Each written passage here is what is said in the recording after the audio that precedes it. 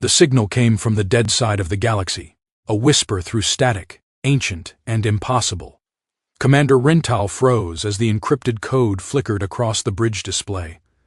The sequence wasn't alien, it was human. Every civilization in the galaxy knew the story.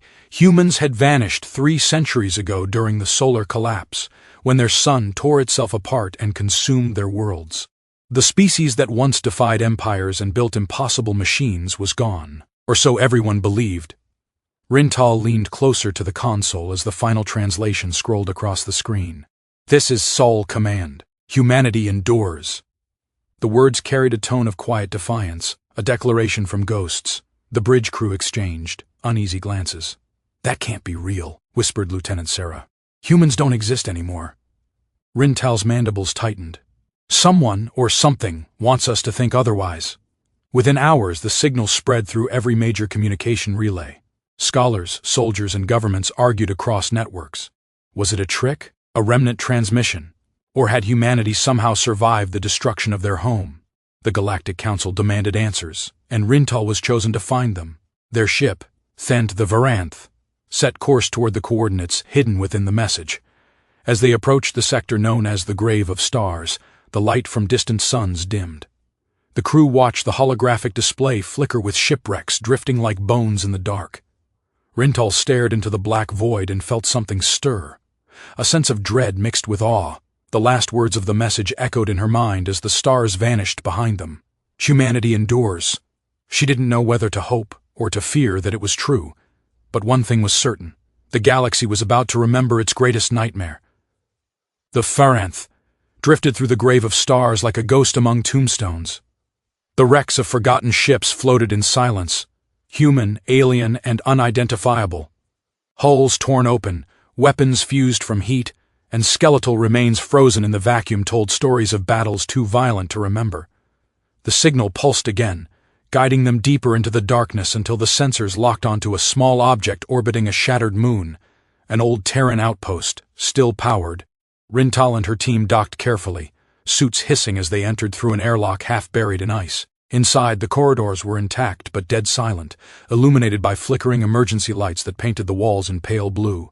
Symbols of the old human military were still visible beneath centuries of frost. Sol Defense Command. Lieutenant Sarah's voice cracked over comms. This place should have been dust by now. They reached the central command room. A single terminal still glowed faintly, running on backup fusion power. As Rintal approached, the console sparked and came to life.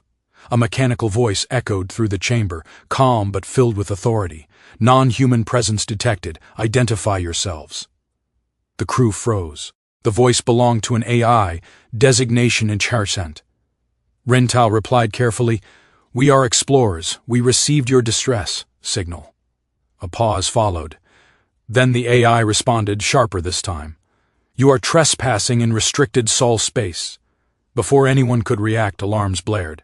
Outside, the outpost's antenna rotated and unleashed a brilliant pulse of light that cut through subspace. Sarah shouted, "What did it just do?" Rintal stared out the viewport as the nebula rippled with energy. "It sent another signal," she said quietly, "and I think someone, or something, just heard it." The darkness beyond the moon seemed to move. Something old was waking up. 3 days after the beacon's pulse, the nebula began to stir. Massive heat signatures appeared at the edge of the Grave of Stars. Too coordinated, too silent to be natural.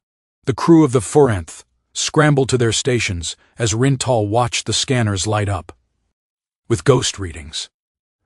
Then, out of the swirling gas, shapes emerged. Sleek vessels of matte black metal, their hulls absorbing light rather than reflecting it. They moved without sound, without transponders, and with perfect formation. "Identify those ships," Rintal ordered. The technician's voice trembled. "No record in any database. They're human design." The crew stared in disbelief. Humanity was supposed to be extinct, their technology lost to time. Yet here they were, descending from the shadows like predators reclaiming their hunting ground. A deep voice crackled over the comms. "This is Admiral Elias Kane of the Sol Restoration Fleet. You have entered forbidden space. State your intent." The bridge fell silent. Rintal steadied her voice. "We believed your kind perished. We came seeking the truth." On the screen, Kane's face appeared, older, scarred, eyes like steel forged in fire. Extinction, he said coldly, was a story we let them believe. It gave us time to rebuild, to evolve. Behind him, hundreds of ships loomed, carriers, frigates, and massive constructs powered by engines beyond known science. Their hulls bore a single insignia, a rising sun over the words, Answere Command Reborn. Rintal swallowed hard. Why reveal yourselves now? Kane leaned closer, his expression unreadable. Because your signal reached the wrong ears. You told the galaxy we were gone. Now it's time they remember why they feared us. The transmission cut off. Outside the viewport, the fleet's engines flared to life, forming a dark wall across the stars. Humanity had returned. The human fleet surrounded the Variant, like wolves circling prey. Hundreds of ships hung motionless in the void, each bristling with weaponry that radiated quiet menace. The alien crew stood in awe and terror as the humans' communication channels opened across every known frequency. Static gave way to a deep, commanding voice, Admiral Kane's. To all civilizations receiving this transmission, he said, humanity is not extinct. We adapted, we endured, and now we remember. Across the galaxy, panic ignited. Worlds that had once fought against humans scrambled to prepare defenses. The Galactic Council's emergency session spiraled into chaos, old enemies blaming each other, recalling ancient wars where human strategy had broken empires twice their size.